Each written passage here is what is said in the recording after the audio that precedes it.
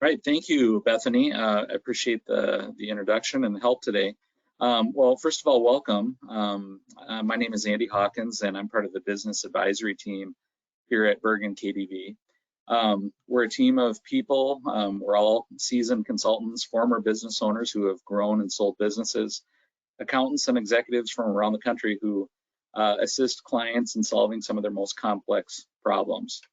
And today, we're really fortunate to have a webinar presented by two gentlemen who I'll be introducing from their company. They own the company, it's called Arkona, and that is Pat and Ryan. And the topic today is the 5 principles of intentional growth. I came to Bergen as a CEO for hire. I worked with clients for the last 10 years, and I've been working with hundreds of companies, and I've learned that most companies don't spend enough time strategically thinking and plotting their financial roadmap. And that is why I view this program, Intentional Growth, as critical for really any business owner that's trying to map their future. So you're going to learn a lot about things that might be new. Some of the things might be familiar, but I promise you will learn a lot today. So, and with that said, I'd like to introduce you to Pat and Ryan. They'll do their introductions, and I'll join on at the end if we have a little time for questions and a little bit of cleanup at the end. Go ahead, guys. Awesome. Thanks, Andy. Appreciate it. And welcome, everybody. And like Andy said, feel free to continue to put your questions in the chat feature. Andy is going to be monitoring them, and Pat and I can weave the questions in and the answers in throughout the rest of the conversation. Right before we give our introduction, I just want to kind of tee us up for what we're going to be diving into over the next 60 minutes. And so, oh, I just lost my video. Bear with me for a sec. All right. So what are we going to be covering today is we're going to be talking about that if you focus on growing the value of your business with an end in mind, that you truly have the power to turn your vision into reality. Instead of having this vision that's way out into the future that seems like you're constantly spinning your wheels to get, it's something that you can actually make traction and have a clear sight towards growing the value and getting those choices. And the point of intentional growth and these 5 principles is it helps you do 3 things. And that's get clear on what you want from your business and why. And the second one is focus on growing enterprise value so you have the freedom of choices in the future. And then the third one is how to use your financials as a strategic roadmap to guide you from where you are today and where you want to be. So a little bit of my background is I am, like Andy said, I'm the co-founder of Arkona. Pat and I met in 2018. I had essentially started, I'm the visionary, as you're going to see throughout our presentation. I had started these 5 principles that were the birth after my experience of selling the family business, turning around and selling the family business and wondering a lot of like what happened there, how did we not have as much control over this process as we wanted to, and having, I'm going to call them regrets, but you know, there's just a lot of lessons learned of like, hey, if I would have known certain things, I would have done and chose different routes based on the outcomes that I had wanted.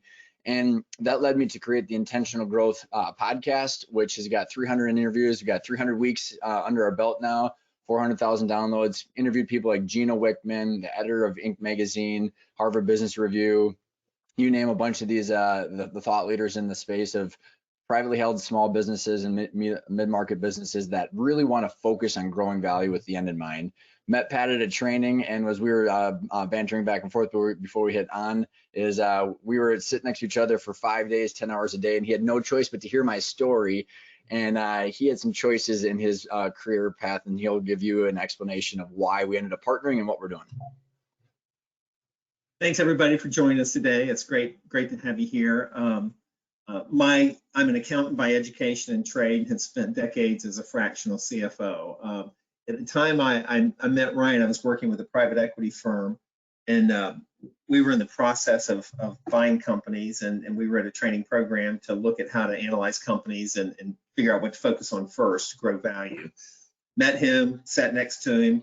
Was it only 5 days? Sometimes it seemed like 10 or 15. So it was a great experience. And I came to understand Ryan's passion for wanting to help business owners have choices.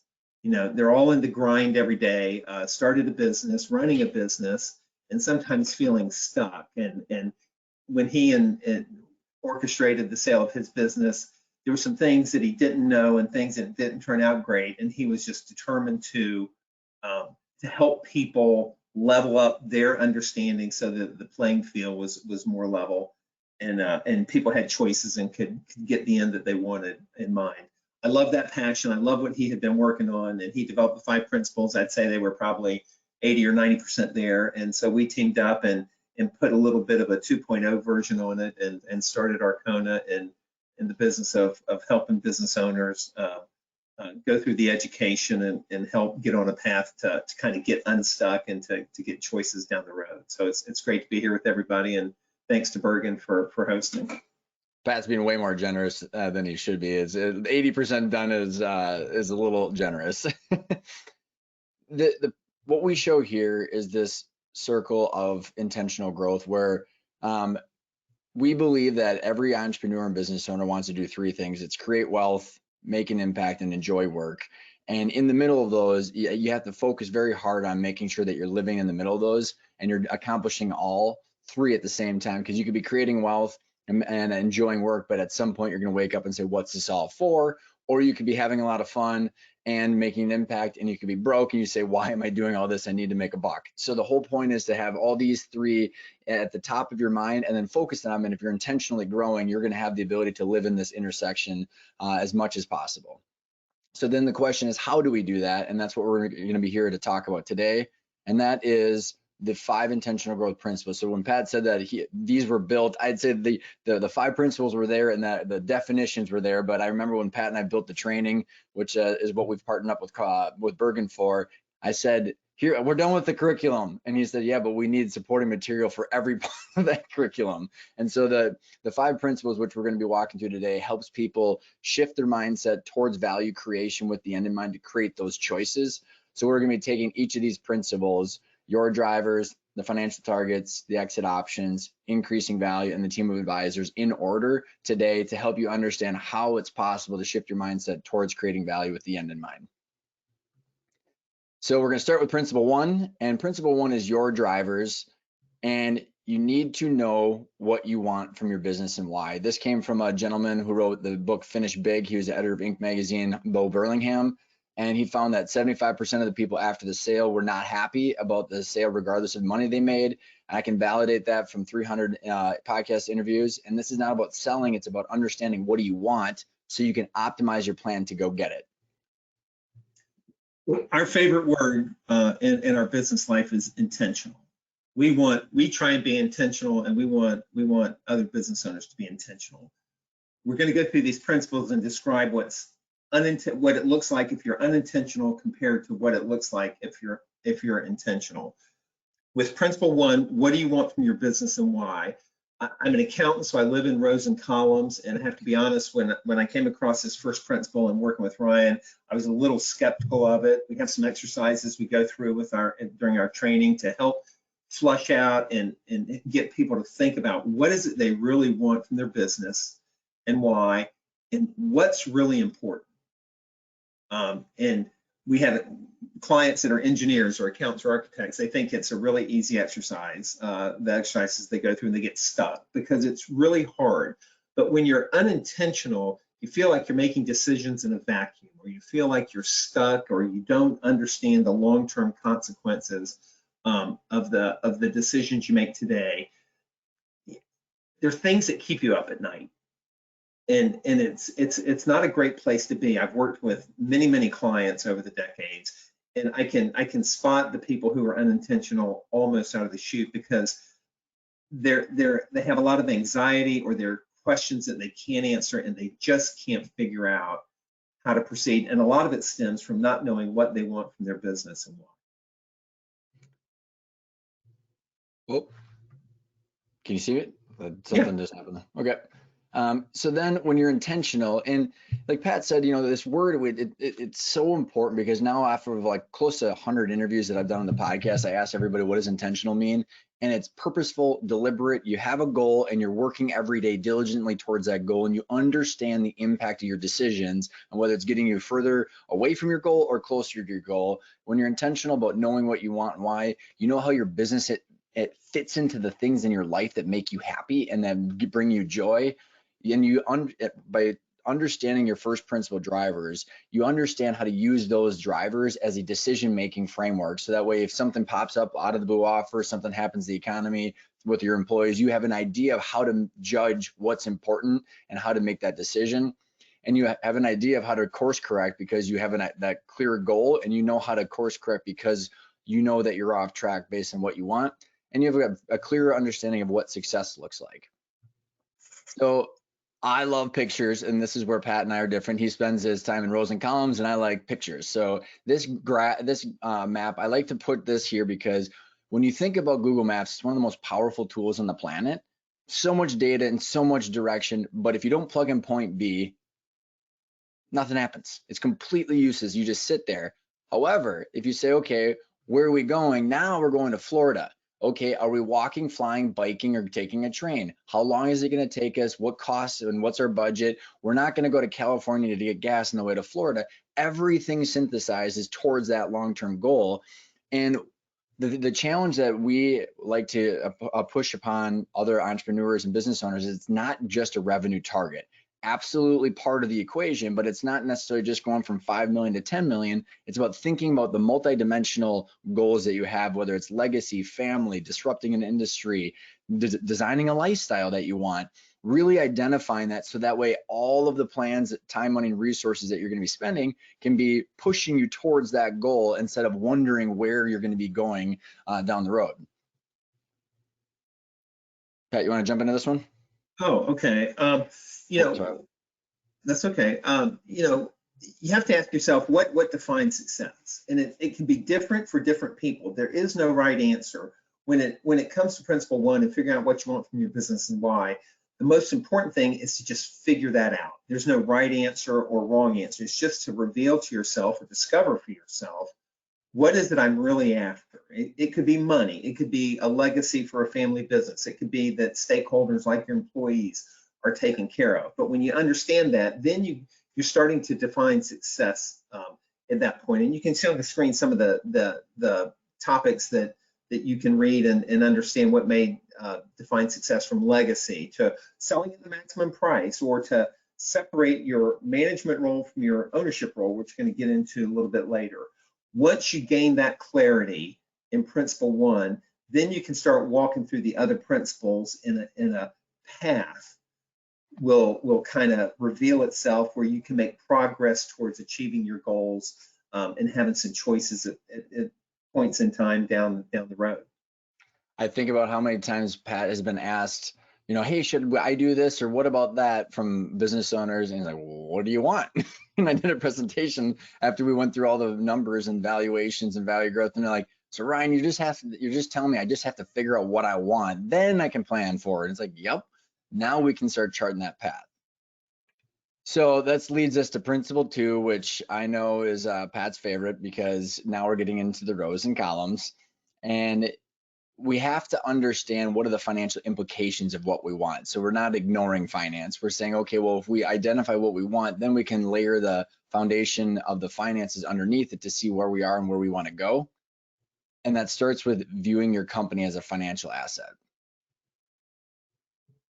So if you're unintentional, you don't know what the value of your business is today, you don't know what it needs to be worth in order for you to be financially free, however you decide to define that. And there's a method to defining that, but you don't know what it needs to be worth. You're pulling money out of the business and not understanding what's the impact on the value of the business as an asset. We really want to emphasize people need to look at their business ownership as an asset, not a job. You may have a job at your company, but as the owner, it's an asset. You want that asset to grow. If you're unintentional, a lot of times, if you're not predicting into the future, and for those of you who are in EOS, predicting is one of the core talents that you need.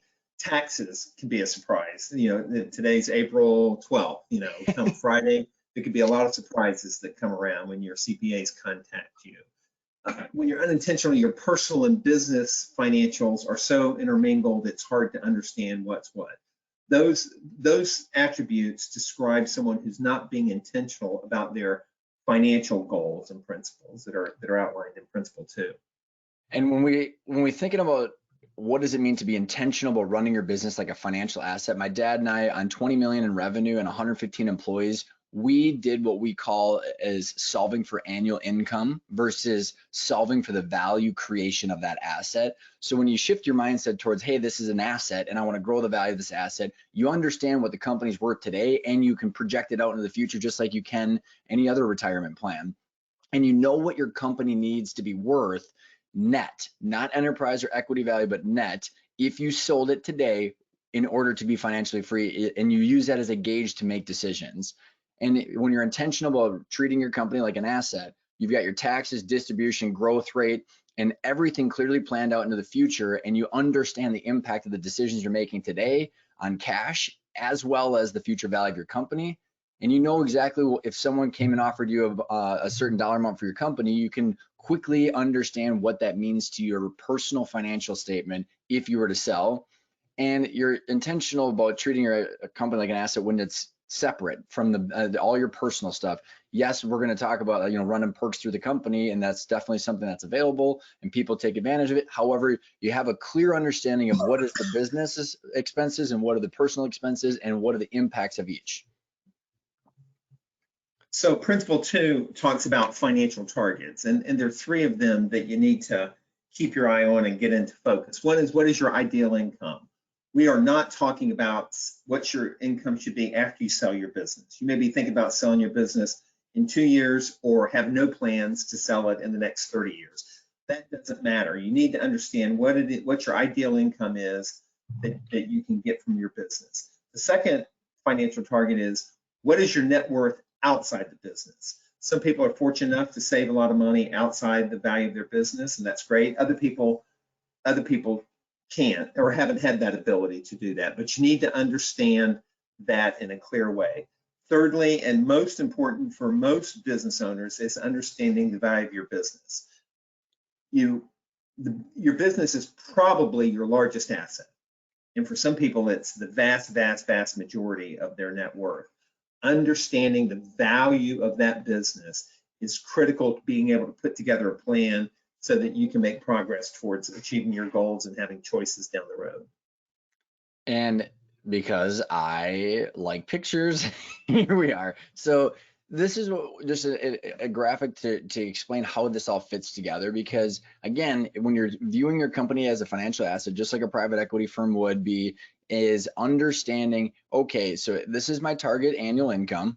If it's 200 grand after taxes, and this assumption is, hey, we don't want to touch the principal of our savings. So that's the 4% withdrawal rate. There's a lot of different ways you can run this, but just to kind of set a benchmark, this 4% withdrawal rate, a lot of people have some investments and some real estate, but then there's this huge chunk of your net worth that's tied up into this business that is a privately held company. That's an asset, truly an asset, not just a job, but we need to understand what is it worth and what is it worth net in order to complete this holistic picture. My dad and I, our company was extremely concentrated. Our wealth was extremely concentrated into our business, and having this clear picture every single month and into the future would have been crucial to help us make decisions.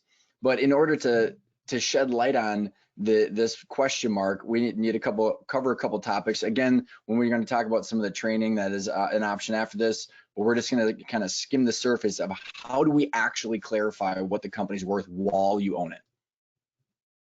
Yeah, as Ryan said, we pull a couple topics out of our more extensive training. But when you think about the value of your business, enterprise value is the fair market value. It's kind of the number that people talk about. My business is worth $8 million.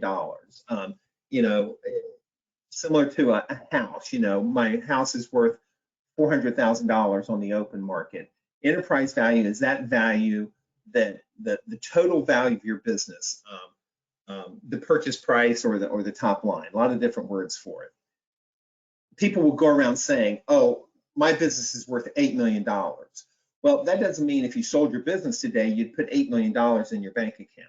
And that's the number that we're trying to get people to focus on. What are the net proceeds if you were to sell your business today? The first thing you have to do is take out what's called your net debt. So if you were to sell your business, and again, even if you're not planning to sell it today, you need to think this way. If I were to sell my business today, you could keep your cash, but you have to pay off your debt. So that's the net debt. So again, in the real estate analogy, you have a home that's worth $400,000 and you owe $150,000 on a home loan. Your equity value, which is the difference between the enterprise value and the net debt, would be $250,000 in that case. That's not what would go in your bank account if you sold your business, but this is the first step in order to get to that process of thinking about your company as an asset. And if I were to sell it, what would go in my pocket? Because that's what's related to this value of the business that we have in Principle 2. It's not that top line, because you could have a company worth $8 million. You may have $7 million worth of debt and 10 partners. Well, if that were the case, in an extreme example, you'd put, $50,000 in your pocket, when you sold it. Even though what do you tell everybody at the country club? I tell everybody my company's worth $8 million. That's an extreme example. We're trying to just get across the point. You've got to start thinking in this way when you've got your owner hat on, not when you've got your president or CEO or CFO or COO hat on. When you've got your owner hat on, this is what you've got to be thinking about. So Pat, well, you and I hear every day from people that say, well, I'll never know what my company's worth until someone's willing to pay whatever they were willing to pay for it 20 years down the road. So why focus on this, because it's not a noble answer? How would you respond to that? So while that's true, you can determine the enterprise value of your business today based on its cash flow. And I don't know if you want to get into that, but it's called the intrinsic value. What are the risks associated with those cash flows? And so what is a business worth today? There are, depending on your size, your industry, all kinds of other factors that get into risk. You can come up with a pretty good estimation of what your enterprise value is today. We encourage clients to spend the money, and it's not a $50,000 endeavor. Sometimes it can be a $5,000 endeavor. I'm not putting a price on anything Bergen does. Because they can help with this, but to say, today my business is worth $5 million. And you can walk through this waterfall to say, if I were to sell today, how much would I put in my pocket, taking into account net debt, taxes, those kinds of things. That is a great benchmark to say, today, if I were to sell it, I'd put $1.25 million as an estimate in my pocket, and I need $4 to achieve my long-term goals. Now you've set up the parameters of what you need to get done in order to have the choices that you want down the road, and to make and develop a plan to make progress towards that. So it is now, somebody comes along, a strategic buyer, and they've got to have your business because you are in exactly the right market, or you've got a product, or whatever it might be. They may pay more than that for that, and that would be awesome. But that's just gravy on top of that. If you understand the intrinsic value, then you've set the baseline for what it is. And you may want to keep this business and leave it to your kids. You may just want to hold on it for the next 30 years. But you have to understand the math of what your business is worth in order to set a strategy for growth and know when you've gotten it, know when you get there. It's crucially important. Well, it perfectly said. And I think that the other thing to hammer home is that, Pat came from private equity, where they bought companies, they measured and monitored that value, and then they sold them for a premium. So they knew what that company was worth while they owned it. Same thing with ESOPs, and we'll get to, but it's a noble number from that financial value like Pat was talking about, and that's what you can engineer the value to. And then if you have a strategic buyer that's going to come and pay a premium, you can do that. But what we want to do for the planning purposes is to say, okay, starting with our first financial target, what's our income? What is the outside net worth outside of the business? And how does that impact our decisions and the choices that we have of when and how we want to potentially monetize this asset? So again, like Pat was saying, hey, we want to focus on growing value and the financial value of the business. And then we know when we hit this number that is knowable, then we've got choices of not wanting to take that offer or stepping back or whatever it might be. So then the next question comes from, how do we increase the value of the business? And we're going to get into that principle 4, but there are 3 main levers that can really have an extreme impact on the growth and the value of your company. It's increasing your EBITDA, which is a proxy for cash flow, increasing your multiple by de-risking your cash flow, and then paying down debt. If you do all three of these at the same time, and there can be some an extreme value growth towards the enterprise value, and this is the private equity playbook essentially. So there are ways to hit that gap or to bridge that gap, and we're going to be talking about that more in Principle 3 or Principle 4. And there's a way, Ryan, go back. That is the private equity playbook. We lived it every day. You don't have to secede all that to the private equity. You can implement that yourself and achieve that value growth without being part of private equity. That's what we're trying to accomplish with this training, for people to understand you have within your ability to accomplish these things that in most cases are only left to very sophisticated financial buyers. And that's what we're trying to help people do. By treating your company as a financial asset. Absolutely. Principle 3, as we think about Principle 3, this is not about exiting today, as Pat has mentioned multiple times. This is about understanding. I'm going to actually take Jim Stelton's quote from our boot camp a few years ago. Jim Stelton from Bergen was sitting there and said, you know what? We need to understand this so that way we can take the pen back and chart our own path forward, instead of having someone else having the pen and the blank piece of paper and who is writing our narrative. The more we understand how these work, the more we can work towards the things that we like. And we need to use principles 1 and 2 as a lens to understand our exit options. So the Principle 3 is all about exit options, like Ryan just said. And if you're unintentional, you're petrified by the word exit, like it says here. A lot of business owners are confused about their role as a management person, president, CEO, COO, CFO, and owner. A lot of times they don't even know they're confused. They've just conflated those roles so much that it's just all jumbled, and they all think of it as one. They don't understand what exit options are available to them and which ones have an impact on their Principle 1 ideas. What's really important to them? It's just purely about money. In my career, I've seen more deals fall apart not related to money. They've been related to the other things that are important to the buyer or the seller. So while money is super important, understanding your Principle 1 concepts as it relates to a potential exit down the road is very important. In this day and age, people are probably getting unsolicited offers. They're getting that phone call about an out of the blue offer. We find most business owners don't even want to return the call or respond to the email because they don't even know how to approach that. And that's being unintentional. You haven't figured that out yet. So it's just unsettling and causes some anxiety, and then that just kind of compounds upon itself. But those are some of the qualities of somebody who's unintentional about the concepts in Principle 3.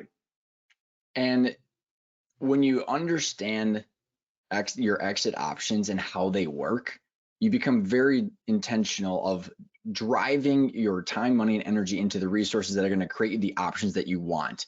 And so by understanding the difference between your role and your ownership is very clear, and it has to be clear to be intentional. If I have one, the amount of times people call me each week and say, I want out. I'm like, what, your job or your asset? 99% of the time, it's someone that's super burnt out, super stressed out about their job, but they don't know it, like Pat said, versus, hey, I've got this company that's an asset that I would like to monetize because the timing is right in the marketplace.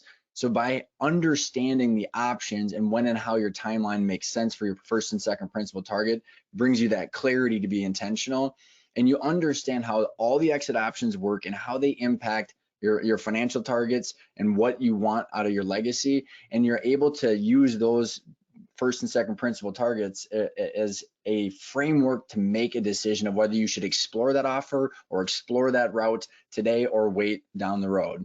And you're very clear that you're making progress towards that ultimate goal, that point B that we had talked about in Principle 1. And you can talk about to a potential buyer that's got an out of the blue offer, and you can go, here's how much money I want, here's the deal structure, and here's how I want to treat my employees, and here's why, and here's what I want with the company at this value.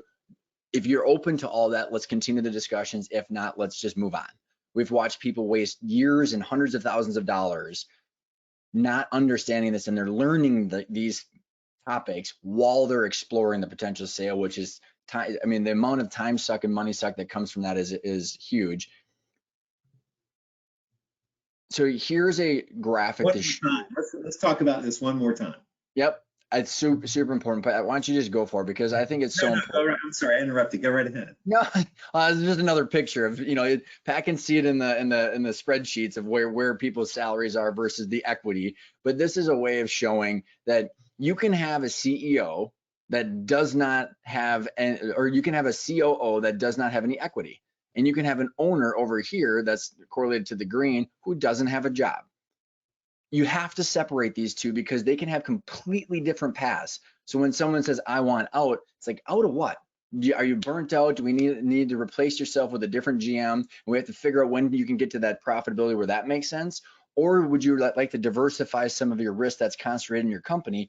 Wildly different paths of how to solve that. And by understanding what you want out of both of these, by using first and second principles, then we can chart that path forward and then use that as the point B and the target that you want to work towards. We have a client that they're three brothers that own the business, and I've been trying to get them to understand when they walk through the front door every day, they're not owners. One's president, one's the chief operations officer, one's a salesperson. All essential roles. They all have equal ownership, but when they walk through the door, if you're in a family business or you have ownership with multiple people, when you walk through that door every day, you have a management role. And the clearer you can understand that and not confuse that with, well, I'm going to go talk to any employee I want to because I'm a part owner in this business. Doesn't work. I'm telling you, it causes confusion with the employees. You want people when an employee looks up and they see the one brother who's a salesman sitting at their door, they want to view them as a salesman, not as an owner who's going to come in there and disrupt their flow. This is a critically important concept to understand and get a mindset on, because we've seen it solve a lot of problems when people get this right.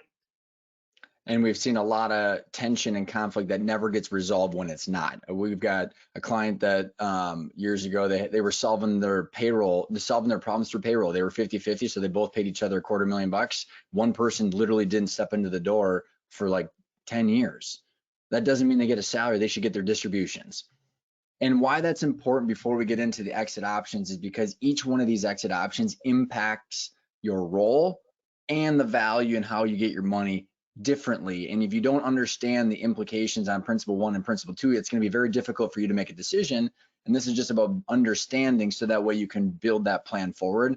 So I'm going to take a brief explanation of exit option 1 and 2, and Pat will do 3 and 4, and then I'll wrap us up with 5. And we took the liberty to put these into 5 buckets. Pat and I spent a lot of time years ago when we were building this out. We're not covering going public here because we're talking to privately held cash flowing companies. This is what we did is we said, okay, there are a certain amount of attributes that each one of these shares. So whether you get most of your money up front, whether you've got control over the closing, how it impacts your role pre and post closing. And so we bucketed them into 5 categories so you can have a better understanding of which one you might gravitate towards and have a desire to march towards. And Pat, when we're wrapped up with this slide, remind me to tell that one client story about how they shifted their mindset and built their plan. Okay. So the first type of exit option is internal. And as you can see here, we've got the financial versus the financial strategic. And the financial is that it's primarily going to be valued based on the risk of the cash flow. So internal is family members, partners, and managers. And if you can think about it, if you're going to transition that asset, separating your role and then the value of that company is crucial to then be able to figure out how you want to monetize that company or your company as an asset, and when and how you want to transition your role post-closing or during a longer period transition period. The second type of exit option is what we call acquisition entrepreneur. You might have also heard of it as search funds, or there's also another word coming out now called entrepreneurship through acquisition. And this market has exploded with growth over the last 5 years as we've been doing this. And there's a couple different flavors of these acquisition entrepreneurs or search funds. And that is, think about the person that ran a division of 3M. They might have been running a $80 million P&L for 3M for 15 years, saved up a bunch of money, and now they want to go be their own entrepreneur buy a company, plumbing company, garage door company, or service-based business, and then grow a business for their wealth and for, essentially buy a job and create some wealth into a business. And there's other things, other people that have come from a lot of Ivy League MBA programs now actually teach this. Then they partner up with these people that are essentially broken, have a lot of college debt, with family offices or other wealthy individuals, where then they say, hey, we're gonna help you go find a company over the next year or two to buy, and then you become the CEO, and then you get equity as you continue to grow that, and then give the money back to the investors. So there's a very specific reason that fits into the marketplace. The third bucket that we've created for these exit options are ESOPs, employee stock ownership plans. ESOPs are a mechanism for the owner to sell their interest in the company to a trust that the employees are the beneficiaries of. So it is a sale. And we separate that out separately because it's a tax advantage situation in the marketplace, to the degree that the ESOP owns the ownership. So if they own 100% of the ownership, the company quits paying income tax. What? Yeah. So it was set up in the 70s by Congress. It was put into the IRS code. It is a way, depending on what your principal 1 factors are, what your principal 2 factors are, can provide a lens to say, is an ESOP right for me? And what I'm trying to preserve and achieve through an eventual exit. Like Ryan said earlier, you don't want to skip over these because you think, well, I'm not thinking about selling. I'm not thinking about selling for 25 years. If you use principles 1 and 2 as lens to look at these types of exit options, what will happen is some of them you will eliminate right out of the chute. You may say, I'm not doing that. But if you're left with 1, maybe 2 that you want to march towards, you can set strategies and make decisions along the way that get you there. ESOP is probably the least understood exit option in the marketplace. But when we educate people about it, it probably becomes the one that has the most interest. People want to know more about it. It is an exit option, and it has some tremendous cash flow advantages for the company once it becomes an ESOP. So that's the third one. Do you want to say something? Let me comment on a couple parts of that, because there's a lot of horror stories about ESOPs out there, but there's one phrase that I love that Pat says, is that doing an ESOP impacts the operational risk of your company like not at all, because it's literally just a sale on the EIN number. So someone's buying your shares and that the sales happen in that, so you don't get your job. There's not a big huge company that comes in with a whole new management team, so you can monetize your company and still be the CEO, still have the control over the strategic direction of your company, and then the company no longer pays any taxes. So there's a lot of flexibility with it. And so to Pat's point, I think the reason, after having 300 and some business owners going through our training, people go, wait a second, if I engineer the value of my company, I can pretty much determine that I can get the value that I want and do the ESOP, monetize it, and have a lot of control. So I think a lot of entrepreneurs, I'm a control freak, I think a lot of us are, so there's a lot of control in there. If you wanted to sell it to a third party at a different date, you could. And like Pat said, you're not committing to it now, you're just ignoring the stuff that doesn't fit. So I think just understanding it is helpful to then guide your decision making. The fourth bucket is private equity. There are thousands and thousands of private equity firms, but Ryan has a saying, when you've seen one private equity firm, you've seen one. They're all different. They have a tremendous role to play in the marketplace. It's where somebody may buy all or a portion of your ownership. They may ask you to roll money into it. The thing we go through a lot on private equity. I worked in it on both sides. I sold companies to private equity firms, and I've been a part of a private equity manager that's been buying companies. You have to ask a ton of questions. You have as much right to due diligence on them as they have to due diligence on you. And the times where it works out the best is when both sides understand exactly what they're getting into and what the potential is and what the risks are for both your ownership and your management. So private equity firms have a real have a real place in the marketplace, but a lot of them are very sophisticated financial buyers, and I've seen many business owners get taken advantage of by them because they didn't even know what questions to ask. So it's just really important. We go through, in our training, we go through quite a bit on private equity so that people can understand that.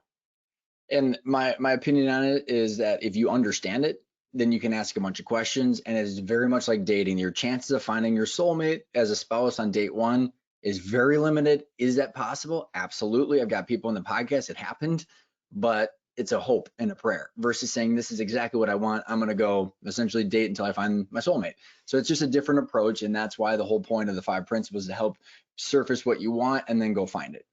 And then the last one is strategic buyers, and nowadays half the strategic buyers are backed by private equity firms. So just understanding that where is the money coming from and where's the decision making is important. But strategic buyers is what most people on this call are probably always thinking about, who could potentially sell it to their company to. Geographic location, someone that's a competitor, up and down the supply chain. It's all the very obvious people that would benefit from owning your company and your clients and your resources. So always an option. They technically, I should say they typically could overpay because it's a strategic multiple, but there's going to be a lot of potential issues if they want to gut your company and you didn't want that to happen. So right as we're moving on to this next story, the things to consider, and what the story that I had Pat remind me of, and me just saying it obviously reminded myself, but is knowing what you want from your business and why, and then knowing your financial targets is crucial. So the story is this: there was a gentleman that went through our training. He had $15 million in revenue, 1.1 million in EBITDA. He found his financial advisor had said that his company was worth $7 million. That was the enterprise value. He put that on his personal financial statement. They said, hey, you're free, financially free, good for you. Well, after going through this, he's like, well, he found out that he was realizing it was worth $5.5 million. Pat talked about net debt. He has to pay his taxes, pay his debt off, and after he keeps his cash, pays his taxes. And if he pays all that off, he walked away with $2.5 million if he were to sell. And he's like, well, I'm $5 million short. And he was a legacy gentleman. He had a bunch of kids in the business and out of the business. He had 70 employees that he had taken care of for decades. And he said, you know what, that is not okay with me.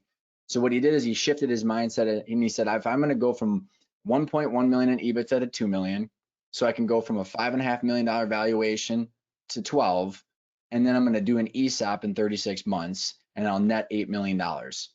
It was a focus. He shifted his mindset and became very intentional, paid down a bunch of debt, and he's increasing his chances. And there's no reason he's not going to accomplish this if he's focused on the right thing. So it just puts everything into perspective, and then you can focus all your energy and resources into that direction.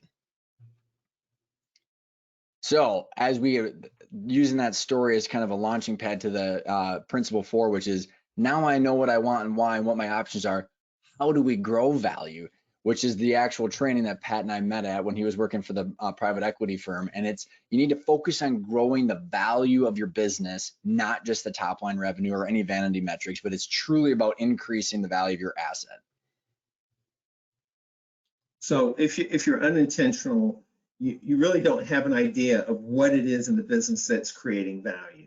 A lot of times people are focused on vanity, what we call vanity metrics. What's my top line revenue? How many employees do I have? Things that can be super important but aren't necessarily indicative of the value of the business. A lot of times people are more focused on annual income. They're not viewing their business as an asset, and they're viewing it more of a job. They're just looking, how much can I take out every year? I want to buy something new. You're basing your strategies on gut feelings. You can't ignore gut feelings, because a lot of times that's really informative, but that's not being intentional when that's all you're doing is focus on your gut feeling. People will default to doing what they like. They'll say, well, let's just do more of this because they enjoy it, where they don't really know if that's helping to grow the value of the business. You don't want to be unintentional when it comes to trying to grow the value of your business.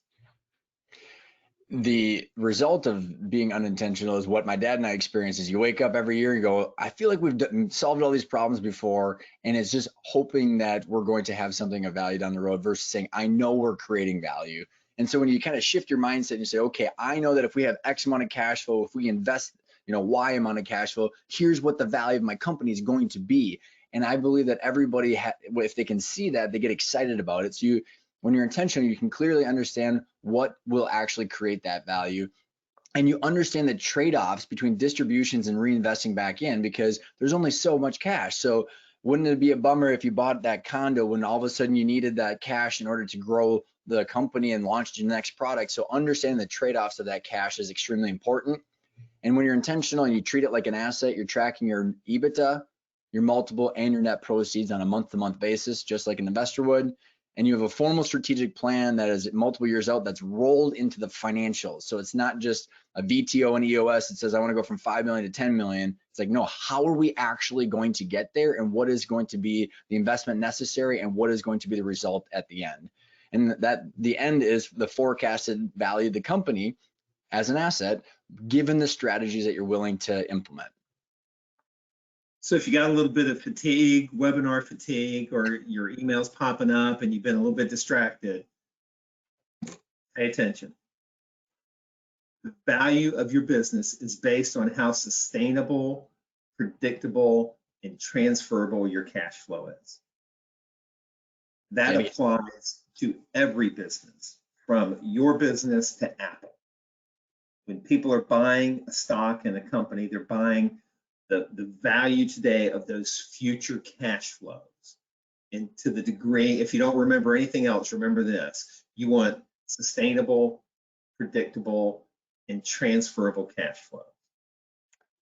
Period. Again and again and again. We have people that have been through the training where this is all they repeat. And it's like, that's okay, because if you build sustainable, predictable, transferable cash flow, you can engineer that exit that you're looking for and how to monetize it. So using pictures, because again, you can see the Pat and I back and forth. This is a beautiful way of describing this. So you have two houses here. One is over double the value of the other one. They got the same square footage, same amount of bedrooms and baths, same yard and same school district.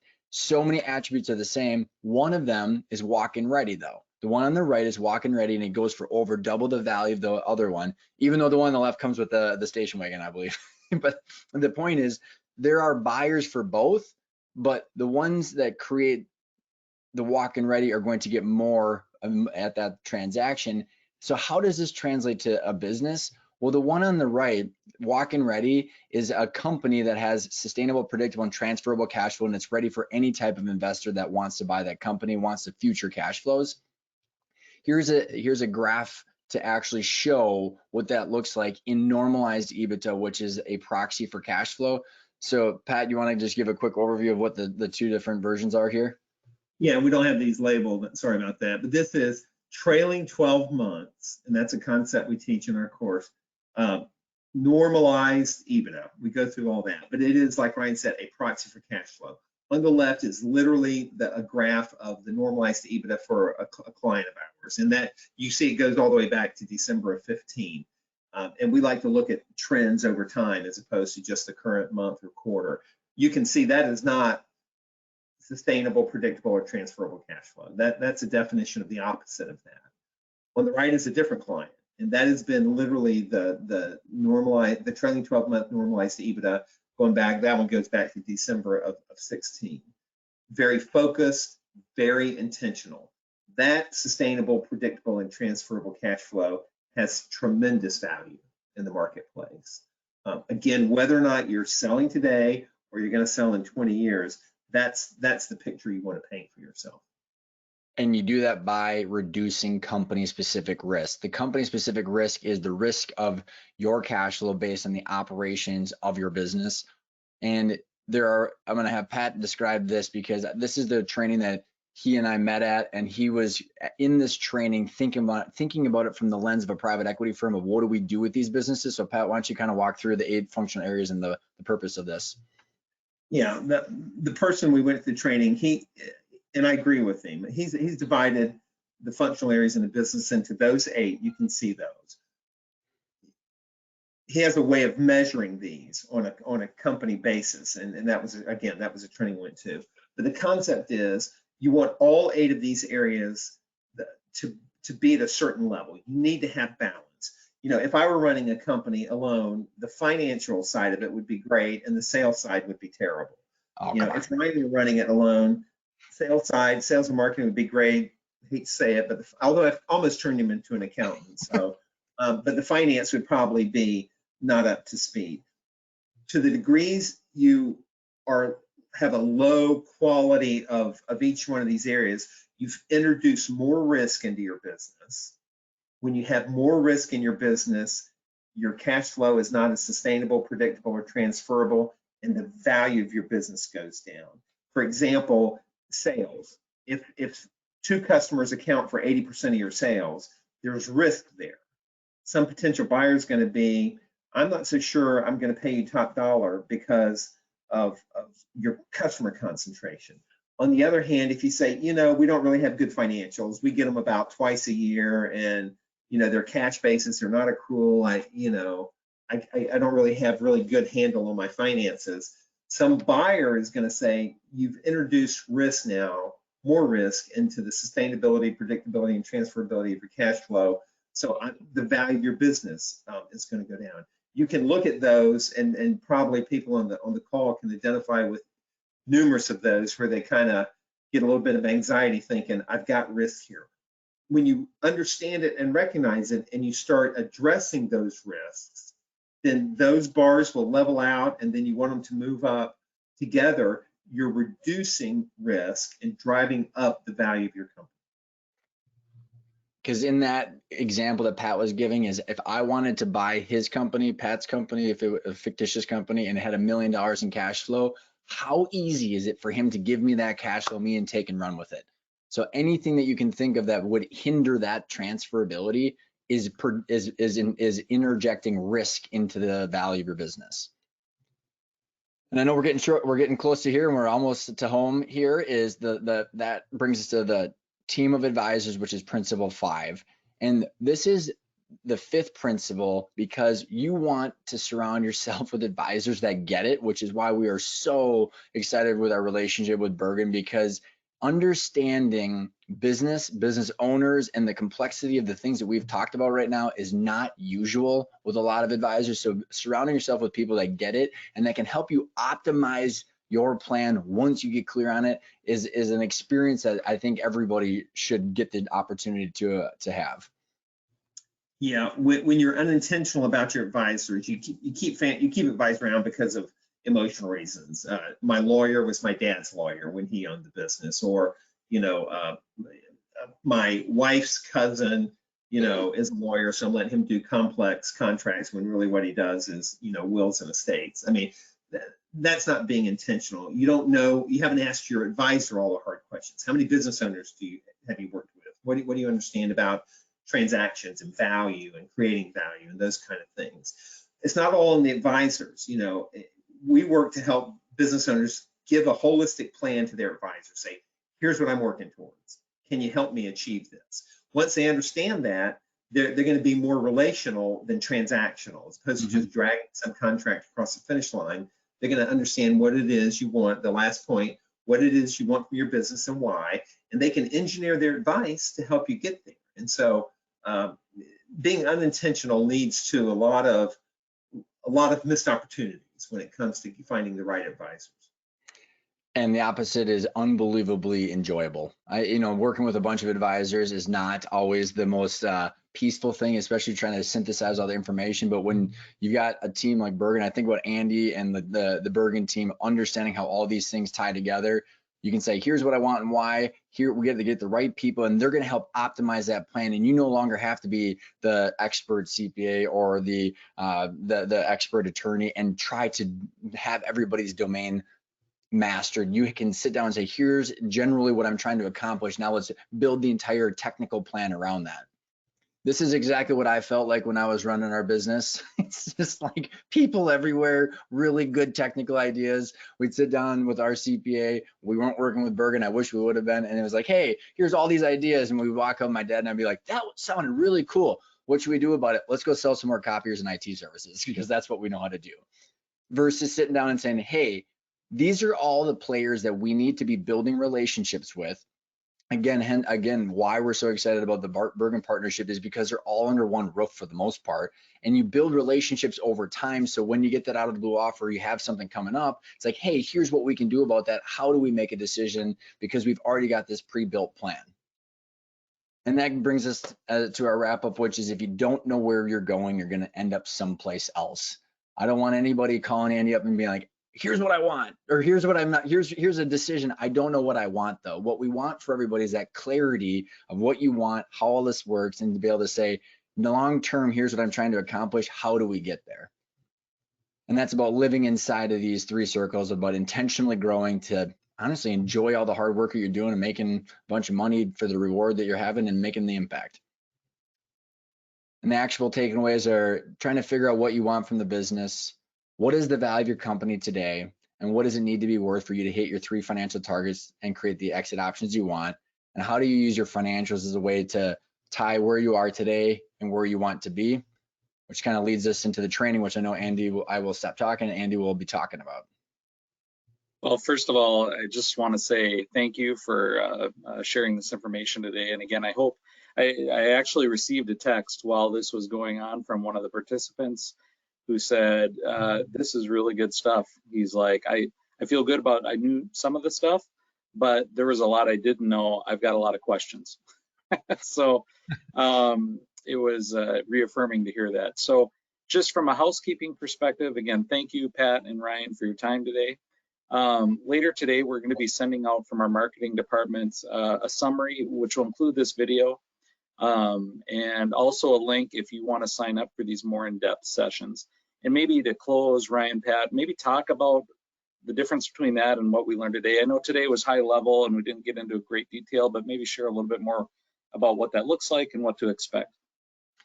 So I'll walk through the structure. So Pat and I, when we partnered up and created Arkona and we found partners like Bergen, our goal is to train people on how this stuff works. So that way you can take the control back. So what we have is we have a digital online training program. It's about 6 hours worth of content. Average video is 8 minutes long. This is what we've had 300 some people go through.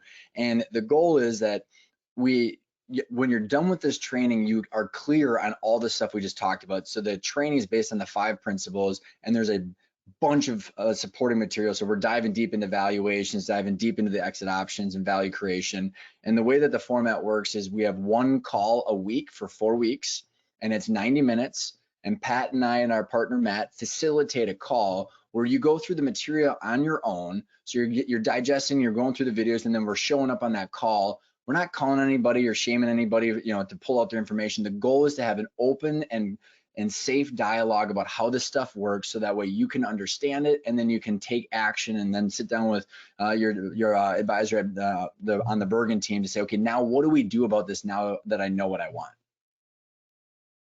Okay, and I don't think it's mentioned anywhere in the material, but we believe in this so much. Bergen KDV has picked up roughly half the cost of the program already. So the price you're seeing on the slide there is, it would have been $4,000, but we've decided to pick up part of that cost because we think if our business owners are in a much stronger place, frankly, there's more need for us long-term to help with business transition and some of the other things that successful business owners need. So that's Andy, why we're doing it. Andy, I would even say you guys sent 25 of your team members, which all are billing hours, and you guys sent that many people through the training. So that was a huge commitment. So it's everybody, you guys all actually understand what's in it too. So again, just to kind of conclude and wrap up, thank you again. Expect a link with the sign up if you have an interest. Whoever brought you to this presentation will probably follow up with you as well, just to kind of get feedback and hear more about what you thought of it. And look forward to seeing you all again soon, and have a great rest of the day. Thank you. Thanks, everybody. Great day, everybody.